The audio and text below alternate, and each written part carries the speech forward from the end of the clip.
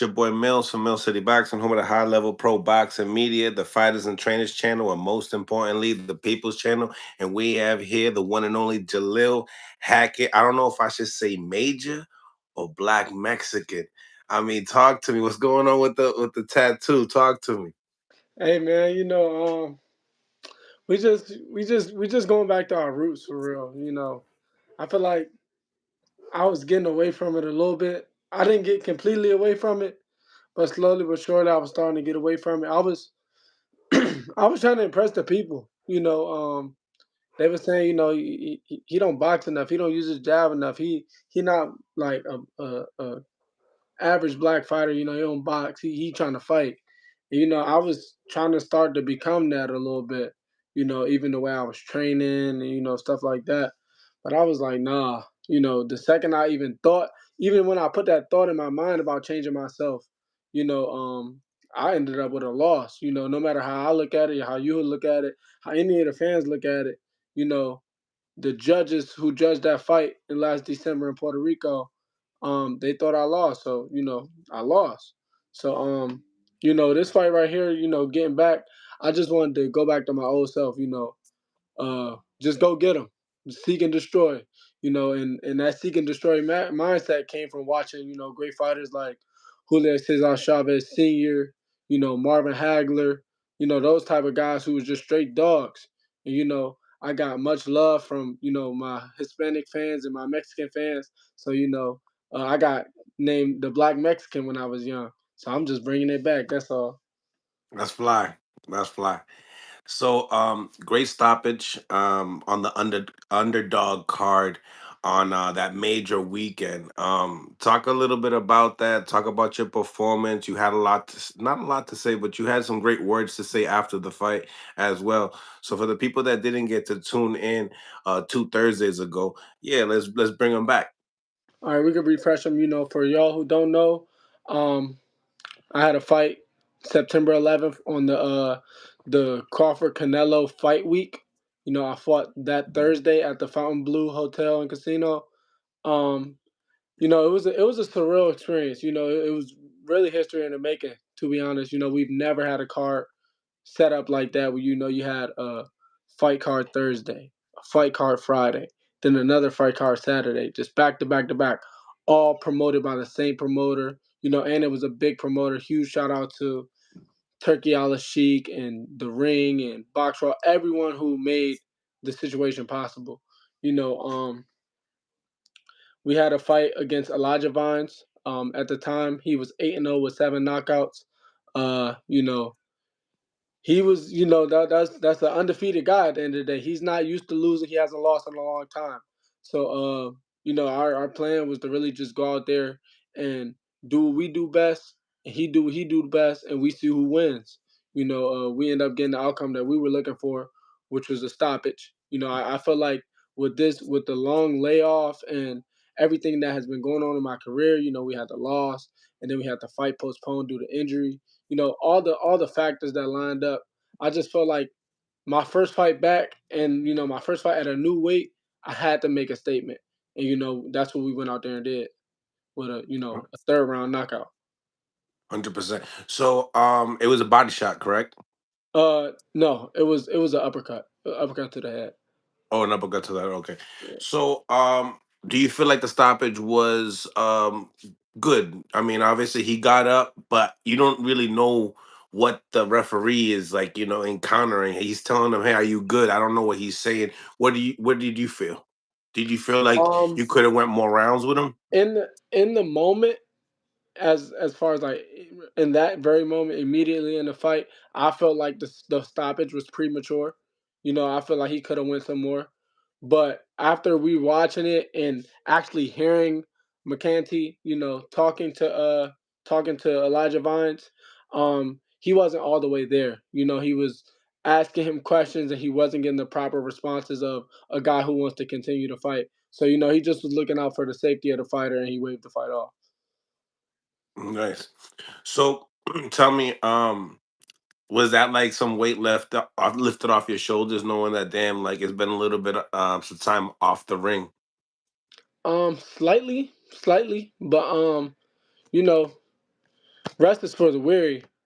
Immediately after that, I put more weight on my shoulders because I was asked the question on who I would look forward to fighting, and I pointed out two belt holders in the division. With Abbas, I don't want to butcher his last name or his first name. I don't know which one is which. With Abbas, the WBA champ, he was just elevated from the interim to the regular champ. With Bud vacated, and Xander Zayas, the WBO champ, the newly crowned WBO champ, at 154. So those are the two names that I called out. And it's like, now the pressure's on, like, he's calling these guys out.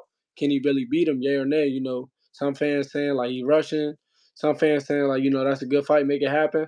You know, I just feel like as far as the Xander fight, he really need an opponent right now. He's trying to have a homecoming fight in Puerto Rico. Shit, I'm willing to go over that motherfucker. Fuck it. You know, Go um, back. Go last back to last time Puerto we went over, Rico. last time we went over there, we didn't get the decision we wanted. Most niggas will shy away from some shit like that. Nah, For nah, sure. we ain't shying away from nothing. We need that. If he need an opponent, we the opponent. And as far as a boss, he was recently crowned the WBA interim champ, and then he was elevated to the regular champ after Terrence Crawford vacated his belts at 154. So it's like, hey, if he needed an opponent, I was in the rankings at 147 by the WBA. I'll soon be in the rankings at 154 by the WBA. And when that happens, if he's looking for an opponent, maybe he wants to, you know, mix it up with a guy that he thinks is a safe option. I don't mind being considered a safe option. If me being considered a safe option, give me a shot at a world title, then I don't care. Whatever needs to happen to get in the ring for a world title at 154, I'm willing to do. What do you feel like stylistically? What matchup per se? What champion per se do you feel like suits your style best? Honestly, Zayas. Abbas is a hell of a fighter. That'll be a dog fight, because he's coming to fight. I'm coming to fight. That's a dog fight. Whoever that fight would be more so about who can break whose will. But with Xander's an excellent boxer. He knows how to use his distance well. He puts his combination together. He knows how to win. He knows how to win. With him obviously being undefeated, he ain't too loose. He ain't too used to losing. We're very decorated amateurs. We came up in the amateurs together. So he knows how to figure it out. He's a good boxer. I'm a fighter. It'll be like a throwback fight. A boxer versus puncher. So it's all about who brings their A game to the table that night. The person who's their best self that night is gonna win that fight. 100%. Now, in your last fight with Vines, that was scheduled at 154 pounds as well. Yes. Well, it was scheduled at 54 plus 3, but it was miscommunication, and we figured it out. So 54 is definitely a way that you feel like you can campaign and settle in at. Yes, the fight wasn't for a belt. Right. It's so crazy thinking back on it. This was my first fight in since 2023 that wasn't like scheduled for like some sort of title. So it wasn't required that you meet one of the boxing weight limits. So we say, we can meet at 57. We're not gonna, stress out making weight. I recall about 3.5, 3 weeks out from the fight, we were at about 56, 55 and a half, and we were feeling good. We just was chilling right there because we knew the fight once again was at 57. So 54 isn't a problem to make. You know, we that's we plan on campaigning there for a while, plan on getting the belt there for a while. you know um any changes that would ever occur in the near coming future, that'll be up to my team and me to talk about together. So, and Bakram, is Bakram still looking for an opponent? I'm not sure, but if he was and my name was thrown in the hat, I would not turn it down. Yeah, because he's considered the quote unquote boogeyman, I guess, in the division. Yeah, absolutely. And if I'm not mistaken, he's the IBF champion, right? Right. Yeah. Right. That was an opportunity that Erickson Lubin had, but then he took the Virgil Ortiz route. Seems like the bag was probably better in that. Um, but yeah, what do you see in him as a fighter? Obviously, a lot of guys say these new guys, they come around, they make a big statement, but they really never really showed anything. And then boxing fans are quick to just be hype on that person. So what do you think about Bakram? I've only seen him fight twice, but in the two fights that I have seen him fight, he's very heavy-handed. You know, he doesn't waste punches. You know, he don't throw too many throwaway punches. Every punch that he throws has a meaning to it, and he's coming to fight. You know, so that's a fight. If we were to be in that fight, it wouldn't be no walk in the park. You know, we coming with, you know, our work bag and our hard hat. We ready to go to work for 12 rounds.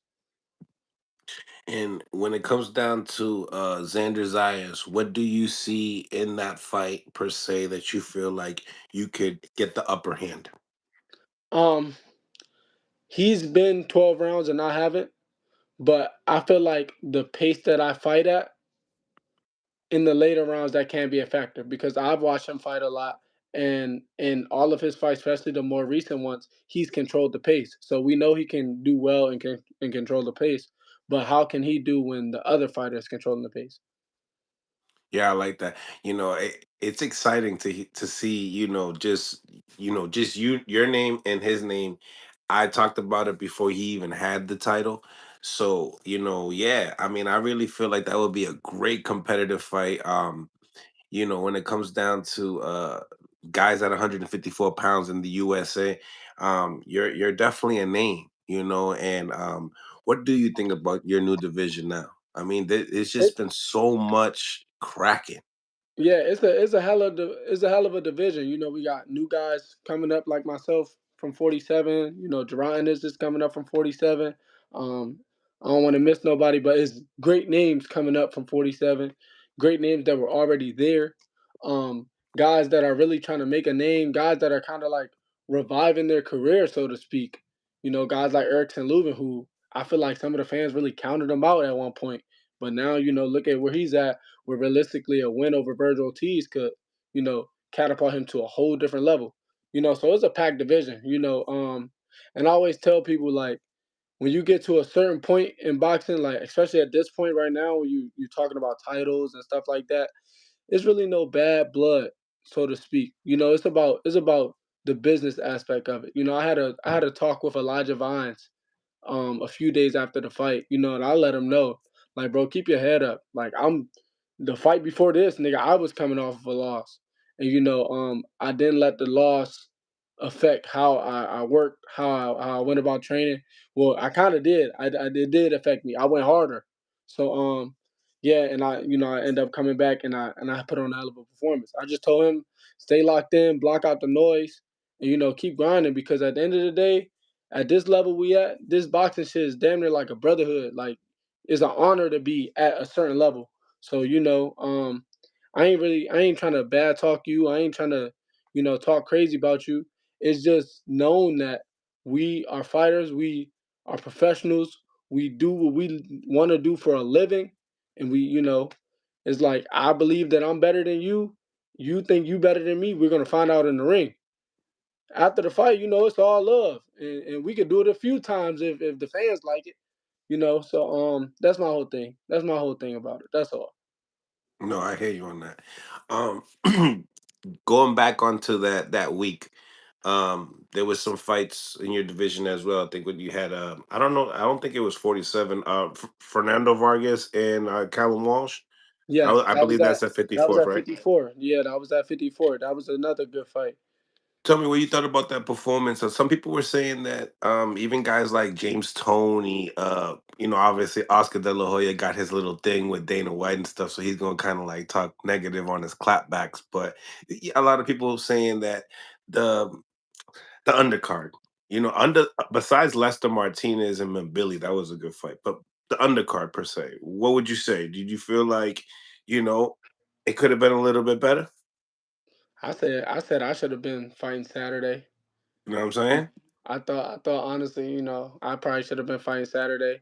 Once again, no slight to any of the guys who fought Saturday. I feel like the card from top to bottom was a good card. It was a good card. Do I think it could be better? It's always room for improvement. You know, Hmm. the fact of the matter is I was blessed enough to be a part of history. Like I said earlier on in the pod, we've never had anything like this. So to be picked upon thousands and thousands of boxers who wanted the opportunity to do that, is a blessing. And I got to give a huge shout out to Box Raw and Ben from Box Raw in Turkey, for setting up the sparring that actually led to me getting on the card. I was in the early summer, well, midsummer in July. I was coming off an injury in March. I was in the gym, but we was just trying to shake back. I was doing physical The calf therapy. injury? Huh? The No, calf the injury? ankle. It was the ankle. Oh, It ankle, was the ankle. ankle. And a thing that I clarified a few times with other pods, and I'm gonna clarify it here with you if I haven't done it already. Everybody was like, "Oh, the fight got postponed because he rolled his ankle." When I went home to my primary caretaker, my primary physician, I was told that I dislocated my tibia in my ankle. Mhm. So that wasn't nothing small. That took heavy PT. I was doing physical therapy 4 to 5 times a week. Trying to get back as fast as possible because like I said in my post fight interview after the fight, I know how bad niggas talked about me. Niggas like they talk bad, they down me. I was done. I was finished. Like I said, But you kept it real, bro. You yeah, kept they it said real. they like, bro, like go get a job. Like it's funny looking back on it Like now. that? Yeah, like it's funny Get a looking back on job? it now, but like I'm talking about DMs. I'm checking my DM requests. Niggas sending links for job applications. Like it was really that deep, and my main thing was I never let it get to my head. I just kept grinding because I said I know when I get back and I show them this new and improved version of myself, then they're gonna be back fucking with me again. And the ones that ain't fucking with me, shit, fuck them. I'm gonna still do what I'm gonna keep doing what I do. And hate it or love it, I'm gonna keep grinding. It So got to do something to somebody like you mentally, like because how you was brought up. You know what I mean? Signed to Floyd. Floyd giving you all your props. Just your outcome. And just to hear you, be outspoken about that in that moment. I think you kind of like blessed a lot of fighters as well. You yeah, know, that I you had a because your maturity. It's a lot of maturity. Yeah, I had a few fighters reach out to me after the fact, telling them like, that was some real shit. You did a lot. You did what some of us aren't brave enough to do. Some of us want to, open up like that, but we are in fear of what type of response we're gonna get. And my whole thing on opening up like that was like, I want to be the voice for fighters that have they ups and downs, and when they having they downs and there's less eyes on them, how low those downs can get. That shit could get low. Like even prior to taking the loss, and when I was on the way up, when things were going good, I developed a vicious drinking problem. And it's like, a lot of fighters struggle with alcohol abuse, drug abuse, stuff like that. And I feel like I shed a small light on like guys understanding like it's okay to be vulnerable, not even fuck boxing, just in the real world, like men not supposed to be vulnerable, more often than not, men is natural. Men grow kinder off of pain. Like the more pain they go through, the more you start to be like, damn, like that's a good hearted nigga. Because it's like he done been through so much shit that it's like he don't want to put that same shit that he been through. He don't want to put that shit on somebody else because he know how bad it get. For real, for real. Like the shit get fucked up. So it's like, yeah, that's the whole thing. Like just even the thought, like, cause that was just the tip of the iceberg. Me, talking on the post fight interview. It's been worse. Like guys that have seen everything, like my dad, my immediate team, like my immediate friends. And when I say immediate friends, I'm talking about after the smoke settled, niggas lost, everybody, you'll be back. And those guys that stuck around when we get to February, March, April, niggas ain't fought in a while. Money ain't, it ain't just getting handed out like it was at first. Those ones that stuck around, I could count on one hand, not including the thumb, how many of those it was. Those Mhm. dudes, they really know how bad it got. So it's like, I'm appreciative of the people who stuck around and the people who was there for me through the highs and the lows, you know. But I just want all fighters to know, like, it's hard to be vulnerable. Even if you're not vulnerable in the public like I did, because that took a lot out of me. Like I damn near was finna cry some more in the locker room, but yeah, it's okay to be vulnerable, bro. Like shit, we human at the end of the day. It seems like you and your dad, you guys are really trying to take advantage of this opportunity that you guys have right now. I mean, you guys are signed to Matchroom, but in the same time, you took this opportunity. I'm sure you probably had opportunity to fight on the Boots card. Is that something that you just turned down to do to work with Turkey for the situation? I mean, do you As still have far when's the next time we can come back? as far as fighting as on the turkey thing, that was, I went up to the sparring. They like what they seen. They reached out to my team. My team made sure they connected with Matchroom to make everything make sense. And I Mhm. ended up fighting, on the Terrence Crawford card. As far as the future fight date, you know, in a perfect world, Xander has his homecoming fight, and Buddy right here is his opponent. But if that doesn't happen, you guys will definitely see from you. You'll hear from me soon as far as a date. Me getting back in the ring as soon as my team and I talk and we figure out what's next. Tell me, if Turkey's listening, if anybody, matter of fact, not even just Turkey, but Top Rank per se, why you versus Xander Zayas? I feel like it's a perfect fight. Xander's a young champion. He's 22 years old, like myself. He's a good champion. In my opinion, great champion, but a lot of say good champion. So I'm gonna just go with the masses and say good champion. He's a good champion. You know, um, his wish was to make his first defense at home. And as a champion, you kind of gotta grant his wish. I feel like, and nobody's trying to take that trip to Puerto Rico except for me, for real. That's what it sounds like. So it's like, why not? We make it make sense on paper. You know, I'm willing to go in his backyard and make it happen. Do you feel like that's a fight that is, I don't know, is it a chess match or is that really a fight that doesn't go the distance, stays in the middle of the ring, or do you feel like you see the best of you guys that night? If it's a chess match, then I did something wrong. Unless we Mm. playing speed chess. If we on that clock, then then that's a fight. But if anything, the pace should be high the whole time. It should be like a college basketball game that went into quadruple overtime. Like that, huh? I Yeah, like it. a three Curtis point. Robbins, Curtis Robinson, thank you for the $2. Keep grinding, Mills. Support. Appreciate you, man. John Irvin, thank you for the $5. If you and Boots both win 54 belts, are we ever going to get a future fight? Or are we doing the buddy buddy thing? Question mark.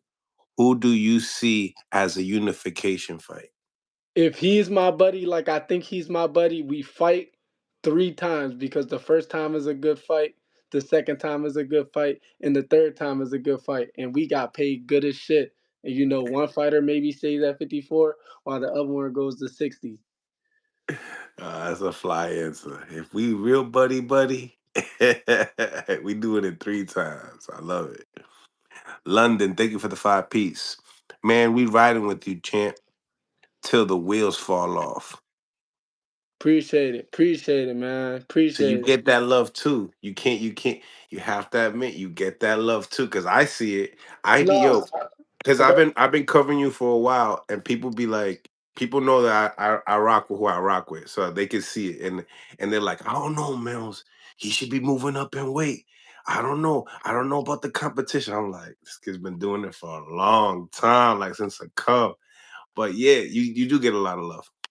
Yeah, and and I would just like to say, sometimes the love gets overlooked by so much hate.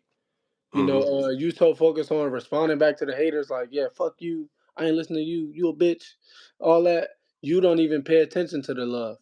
So for all the ones that show they love, whether it be in person or on the gram, any form of love, it doesn't go unseen. It might go unspoken, but it doesn't go unseen. And I appreciate it 1,000%. You know, um, I do the shit for y'all, honestly. It could be. I could take the easy route. I could fight scrubs. I could fight the bums that they be sending sometimes with the upside down records or the records that's on the way to being upside down. I could fight those type of guys and look up and be 30, 35, and 1. But that's easy. I'm trying to fight the best. I'm trying to give y'all the best type of fights. So that's why I keep, calling out these big names and taking these tough fights because, that's what y'all want to see. Y'all want to be entertained. That's what it's all about. If y'all ever seen the movie 300, he was in there busting ass and he asked them, "Are y'all not entertained?" That's what I'm Hmm. looking for. I'm trying to entertain y'all. Big facts, big facts. Nunez, Biz, thank you for the two-piece. Salute to Mill City for giving Jalil the platform. Nah, man, we go way back. John Irvin, thank you for the $2. Predictions on Haney versus Norman and Tank versus Jake. That's you, brother. Um, Haney versus Norman is all about who is kind of like me and Xander, who brings their best game to the table. If it's a boxing match, I think Devin wins a boxing match. But if it's a dog fight, I think Brian Norman wins a dog fight. Mm. And as far as oh my fault, go ahead. No, no, no. No. All Continue. right.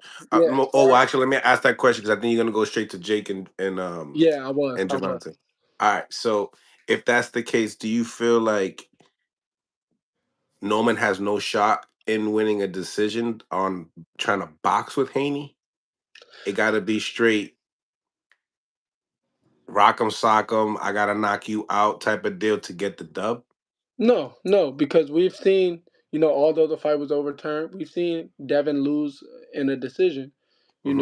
where, we thought that it was a tough fight for him with Ryan Garcia. He got knocked down a few times. And the fight ended up going the distance and Ryan won. Realistically, Brian can win like that because, we know that Devin isn't the biggest puncher. But Right. Devin also, I gotta be honest, he ain't no bitch. He could have laid down against Ryan. After like the second knockdown, he could have laid down, but he got up and kept fighting. You know, Hmm. um, so it's like, he ain't gonna check. Like I feel like Brian Norman would have to knock him all the way out, like unconscious, for the fight to be like waved off type shit.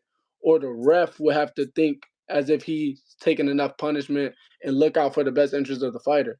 But as far as like, him just getting like battered, he ain't gonna go down without fighting, basically. And if he gets in the rhythm as far as boxing, he could, pitch a great night. What'd you think? 50-50 type It's of a a fit fight? it's a 50-50 fight. That's really a 50-50 fight.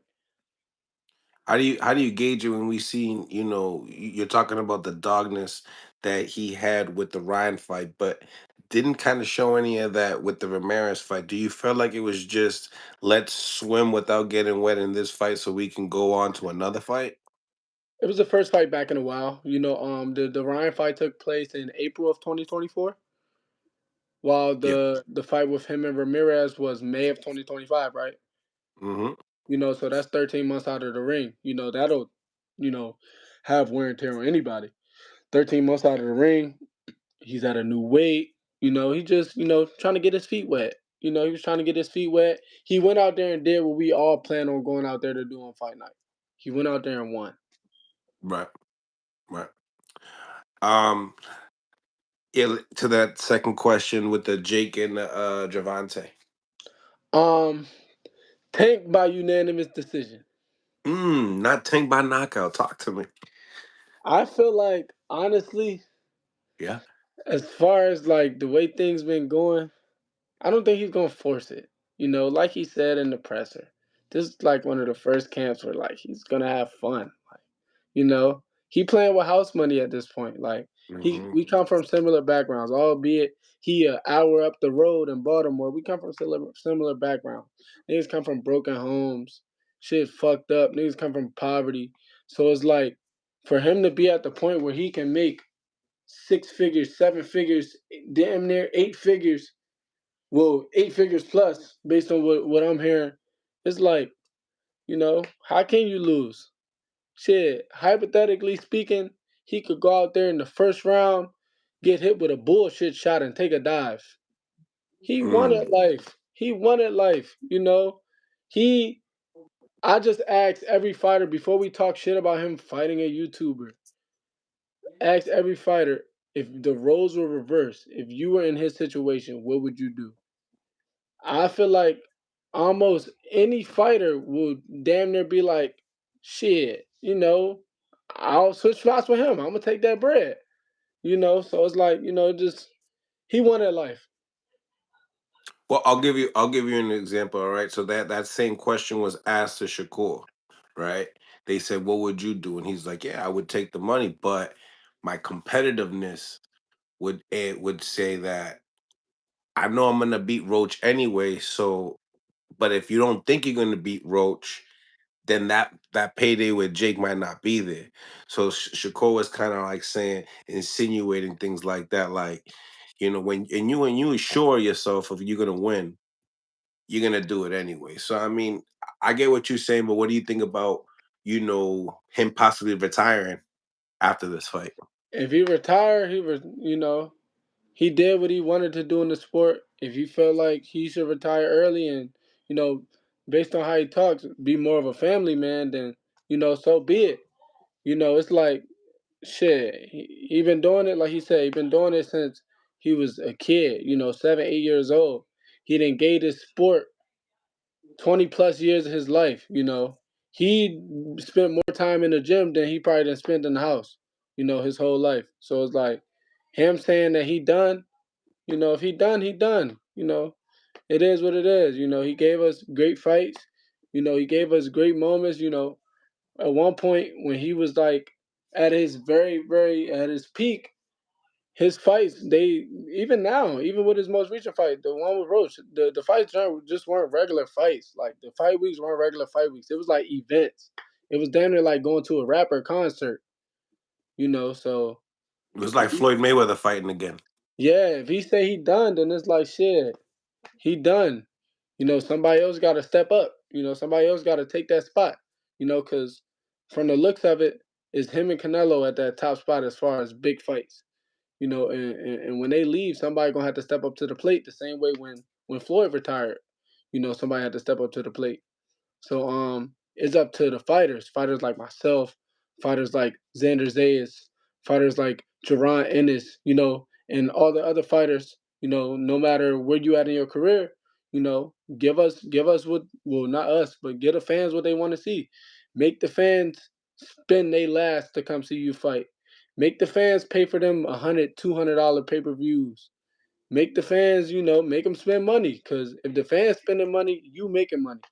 And if the promoter feel like the promoter's gonna do what's best for their pockets at the end of the day, and if it's best for their pockets for Jeffrey the giraffe and Clifford the dog to fight, then that's the fucking fight they gonna put on, and they won't give a fuck what the fans are saying. But the fans are only gonna, they're gonna root for the guy that's, the most exciting. And the most exciting guy is gonna get paid the most. Simple. The key thing that you said was like the cash cows, the Canelos, the Javantes. What do we do when they're gone, right? And then in the same time, does boxing become better due to the fact that all these fighters around their weight class are not just trying to not fight this guy, not fight that guy because we really want this big payday? Like, what do you think about how monopolizing, boxing that way when you don't have cash cows like that in the sport? It's a little bit tough, but at the end of the day, we fighters. We have a say so in the business side of it, but only to a certain extent. At the end of the day, the powers that be, the guys that sign the checks, they gonna have the ultimate say so on who fights who. And if the fight is if it makes financial sense for the guys that are in power, the promoters, then the fight is gonna happen as long as it makes sense for them and it makes sense for both parties that are facing each other. Right, right, 100%. Um, so what are your thoughts on Crawford and Canelo's fight? I never got your reaction. I feel like Canelo just got outclassed. Bud put on like a boxing clinic. He put on a great fight. Probably one of the best performances we ever seen. You know, it definitely submitted him pound for pound top three all time. Mm. So it's really like if he retires next, he went out on top. That's a hell of a go. And then on the other hand, if he fights again, I'm asking you now. I'm flipping it on you. I'm interviewing you. Who does he fight? Who does Crawford fight? Yes.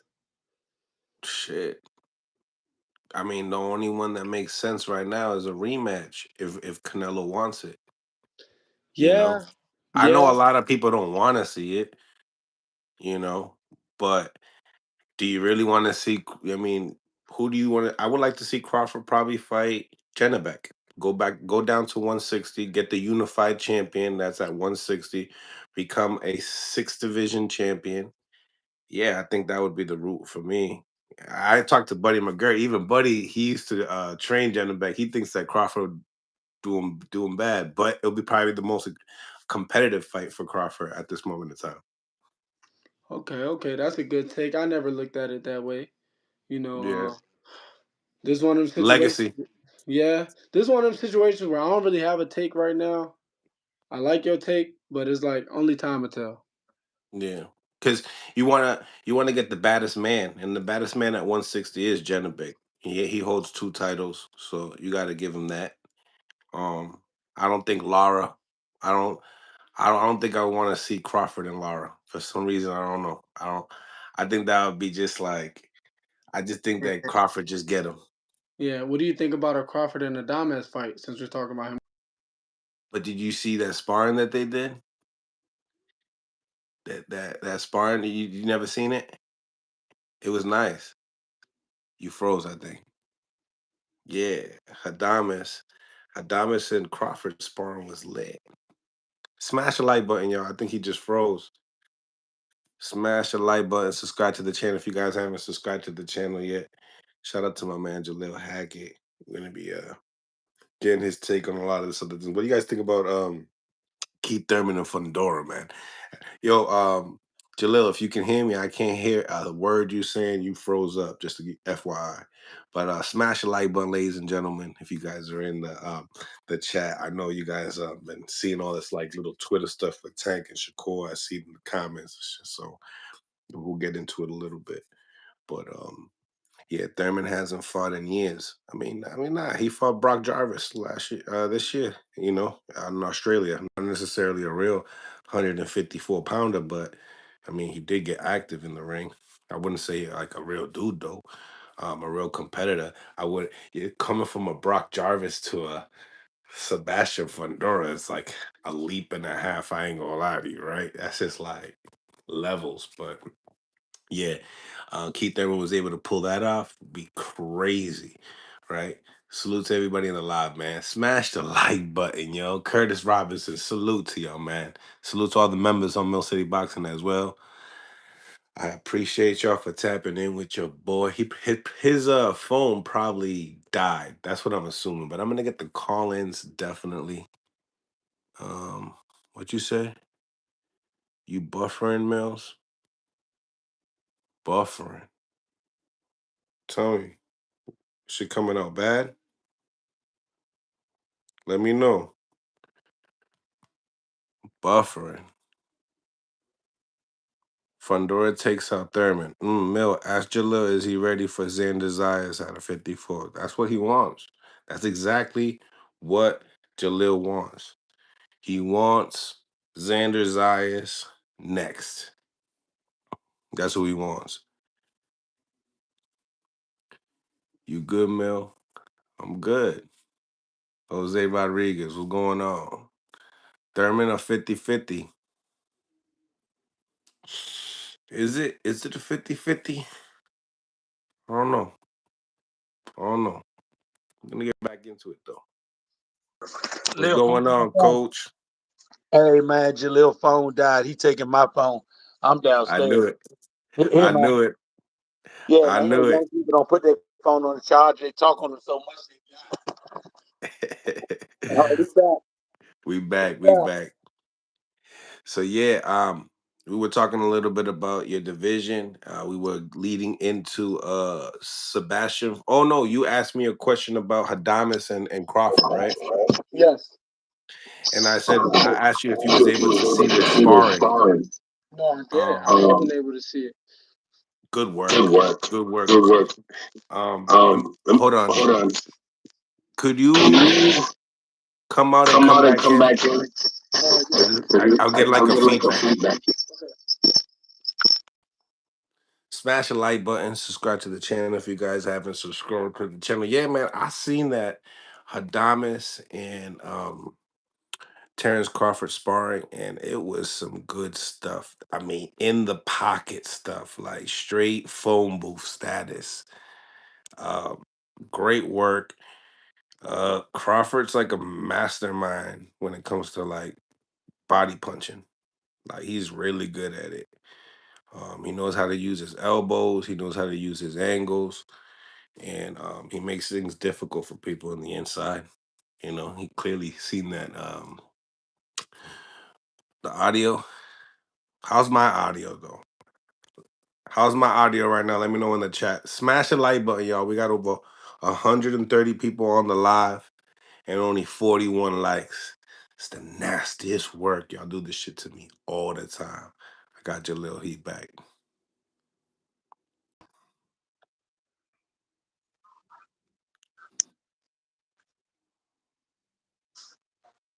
I might. I might, Jose. Oh, is it fun? I, I think you just don't have your camera on. I'm getting a great. I'm gonna get you out. And he can come back in. Nasty audio connection coming for this phone right here, but nevertheless, salute to everybody on the live, man. Shit, I'm telling you, Thurman, Thurman got a shot, but Thurman got a box. Thurman got to get his way inside that pocket. And one thing about Fondora, man, them uppercuts, lethal. We Yeah. back. We back with a charger. All right, we're back with the charge. So yeah, I was saying Hadamis and Crawford's sparring was elite, bro. Toe to toe. I noticed one thing though. Hadamis, he started his career, I think at like 47, and he grew like he's like a great he like grew late. So when I was looking at him and Crawford, they look like the same size. Now that he's at 160 pounds, he's a lot bigger. He's a bigger guy. So still would like to see that fight as well. Wouldn't mind. Um, but yeah, my question to you though is your division. Keith Thurman and Fondora. That's the fight that's coming up next. I like Fedora in that fight. I just haven't seen enough from Keith recently. Ring rust is a thing. Hmm. And we haven't seen Keith at 54 as far as I know. You His know. last fight, but we can't really measure it because it was a Brock Jarvis, not a top 54 pounder. Yeah, so and we just haven't seen enough of him at 54. So it's like, we just have to wait to see, how things play out with that fight. But if you ask me for my pick, I like Fedor. Do you feel like Fondora is the best at 54 right now?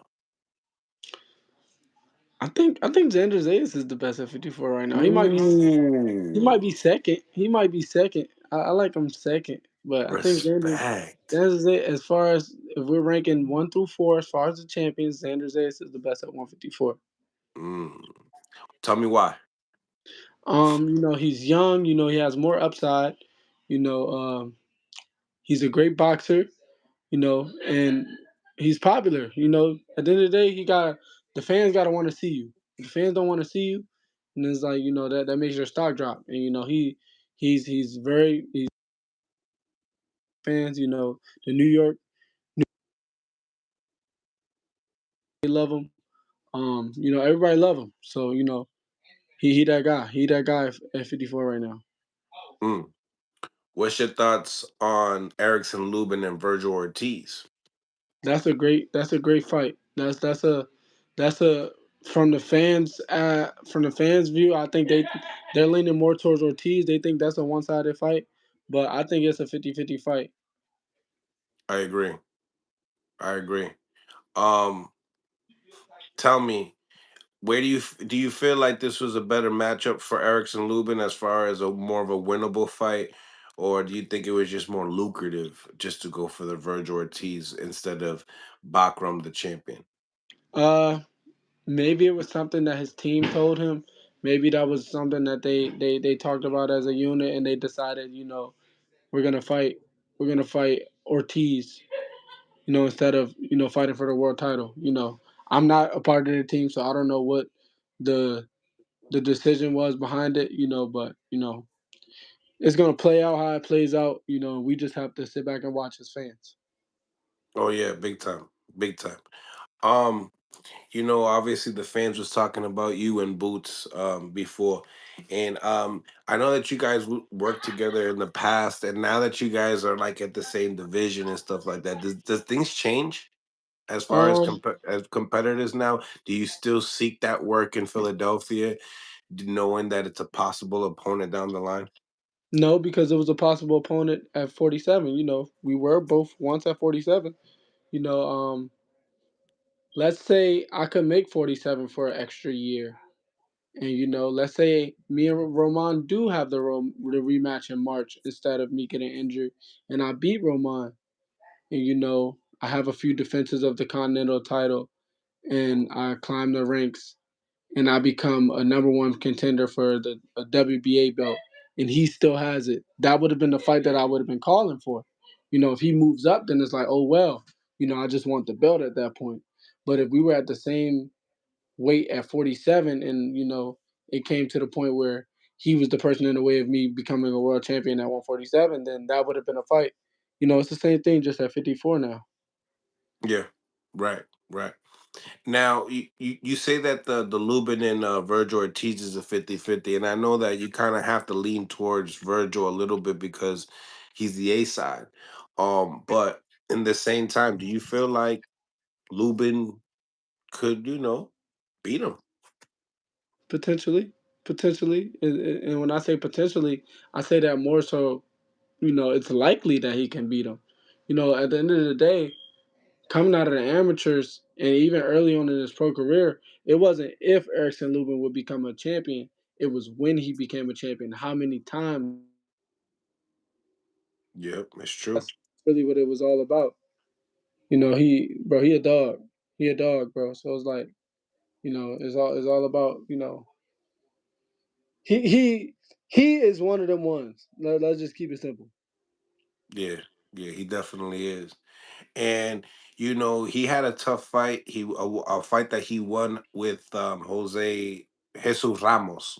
Yes. Now that was a bigger guy, a bigger stature. When I look at him and Virgil, I said, "Damn, they're closer in size." I think Virgil gets off on a lot of people because he's bigger than them. Yeah, and I feel like Lubin handled, the Ramos fight very well. It was a fight where some people thought that Ramos won, some people thought that Lubin won, but the fact of the matter is nobody thought that Ramos dominated Lubin. Nobody Right. thought that like it was a one sided fight. He boxed a great fight and got the win. So I got a question for you. What do you think about Brandon Adams, the guy that just beat Boachuk on he's that card? nice. He's nice. He's nice. He's proven. You can't count them older fighters out. Because they have experience on their side. He's been in there with the likes of Charlo. Um, he's been in tough fights. He's won tough fights. He's lost tough fights, but in the Been in there with losses, Virgil. yeah, in the losses, he didn't get dominated. That's the fact of the matter. We ain't never seen him like just straight get punished. So Right. those are the guys you can't count out. It was funny seeing him in there at the presser with the gray beard and the gray wig. I feel like it was just a ploy. He just was trying to trick his opponent. But the ones who know, not to sleep on guys like that. Big facts. Big facts. Um, when you looked at the Lester Martinez and Mabili fight, did you feel like that was the new crop of guys at 154 pounds coming into the division, showcasing their skills? I mean, a lot of people are saying that those are the new guys coming in, Lester Martinez and Mabili. What did you think about that fight? I think that's one of them fights where they got to run it back. The first fight was a dog fight. We can all say that was the best fight of the night, as far Yep. as other than obviously the main event. That was the best fight of the night. If it was up to the fans, the whole undercard would have looked like that. If I would have fought, like I said, that shit would have went like that. But it is what it is. I didn't fight. Well, I fought. I fought Thursday. But that was a fight that we're asking for it again. Me as a boxing fan, not even as a fighter, as a fan, I'm asking for it again. So it's one of those things that only time will tell. But when they do get back in the ring, I know it's gonna be another bomb burner. Tell me, when you look at your future when it comes to weight classes, where do you feel like you're gonna cap out at? If things go how I think it's gonna go, we might cop out at I was light about to heavy say or that. heavy.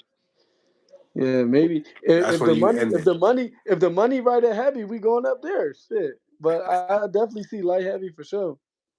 Yo, that light heavyweight division. I mean, now that David Benavidez is there, he making things crack. He talking about possibly going to I was thinking about this because I always think business, and I'm like, the only Mexican champion, Mexican heavyweight champion was Andy Ruiz. Are they Yeah, trying to? Would they try to do that? Like, is that be David Benavidez's first shot at heavyweight? Is to take out the only Mexican heavyweight champion, and him dethroning them, it kind of gives him a different type of look. You know what I mean? I can see that, and that's markability. For yeah, somebody absolutely. like David. Yeah, that's one of them joints where like if he beats him, it's a step in the right direction towards him becoming a world champion at heavyweight. Because he's a great. Andy Ruiz is a great fighter. So beating a guy like that would definitely be like, all right, let's get him in line to fight for a belt. Hmm. Hmm. Well, what as far as like a name for yourself, right? When it comes down to before getting a title shot, right? We'd love to get you in a title shot right away. What name would be a good name before that? Um, Honestly, any former contender, Former? any former champion. Yeah, a former champion. Yeah. They gotta get you in there with Charlo. Yeah, hey, I'm open to it. Like I said, the fans want to see it. The team think it makes sense. I'm the fighter. I'm gonna get in there and fight. You know, it's all about what makes sense. What's the best option? Big facts. Big Yeah. facts. Um, for all the people that are watching, man, if you got any last minute words, anything that you would like to tell the people before we let you go? Everybody who's been around, I appreciate y'all. Once again, if you stuck through it through the highs and the lows, I appreciate y'all. If you switch sides, stay your ass over there. I want you to root against me because it don't do nothing but make me go harder. You know, Guys like you, Mill City, and all the other pods that been backing me, I appreciate y'all. For I'm gonna sure. continue. I'm gonna continue to fight. Continue to grind. And continue to get y'all great fights. Man, we really appreciate you for tapping in and being vocal about it as well. I feel like you gave a lot of gems out that, like I said, on your fight. And then even right now, just showing people that, listen, I'm willing to go to Puerto Rico. Even though I lost in Puerto Rico, I'm also still willing to go to Puerto Rico. Xander hit my lineup. That's the type of energy we need. That's the Nah, type of definitely. energy That's we need. that's what's gonna bring great boxing back.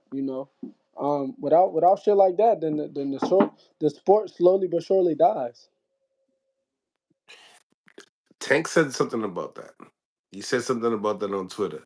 It's like boxing's dead. What do you think? Hey, It's that's my alive. that's my nigga. That's my nigga. I love him like he my brother. But if he thinks that boxing is dead, shit, I'll bring that motherfucker back to life All I just need is a few niggas to give me some help. I get that bitch a pulse. All we need is niggas to be willing to do what I'm willing to do, and that's fight. And the thing with you, you seem like a kid that or a guy that's gonna like have like 70 plus fights by the end of it. If you could have more, you would have more. But I'm just saying, like you just seem like that type. Yeah, we gonna fight. We gonna fight all the right fights. We gonna fight the best fights, and everything go well. People look back on my career and be like, that nigga fought everybody we asked him to. Hmm. Simple. When do you feel like you bringing it back at home? Well, for like your actual like main event type thing. When do you feel like that's gonna happen? Realistically, in a perfect world, we get that either next year. Maybe it's a situation where like we don't get the fights that we're looking for, but we get our hands on some sort of continental title at 54 or an interim title at 54. You know, Maybe we figure out how to bring a fight home then. But until then, we grinding, we doing our thing, and we staying diligent, we staying in the lab, and when the time comes to showcase my talents again, I'll be prepared. I love it, brother. I love it, man. Once again, brother, we appreciate you for tapping in and can't wait to hear when your next fight date so we can get you back in here. Nah, definitely, and I appreciate you for having me, Mill. All Oh, the thank you. fans, everybody in here, everybody that's still tapped in, I appreciate y'all. And we have a day for y'all soon. Yeah, follow my guy, Jalil Major Hackett on Instagram and all social medias. That's all right? All social Uh, medias? I'm Jalil_Hacking on Instagram and Twitter, and on all other social medias. Even YouTube, Jalil Major Hackett. All righty, man. Appreciate you, brother. Nah, I appreciate you Stay blessed, brother. Good night. already. Smash the like button, subscribe to the channel. If you guys haven't subscribed to the channel yet, it's your boy Mills from Mill City Boxing, home of the high level pro boxing media, the fighters and trainers channel, and most importantly, the people's channel. Appreciate you guys for tapping in. Definitely a great interview. Always a good time talking to my boy Jalil. Um, We'll be back at it again tomorrow with some great, great, great vibes, man. My birthday is this Sunday, so we're gonna catch up on a couple interviews tomorrow, and then we'll bring some more stuff to you guys later in the beginning of the week on Monday. So I definitely wanted to get more people's thoughts and kind of call-ins and get the show going a little bit, but I think we'll save it for tomorrow. Appreciate the donations. And once again, y'all, I'll be back. Mañana.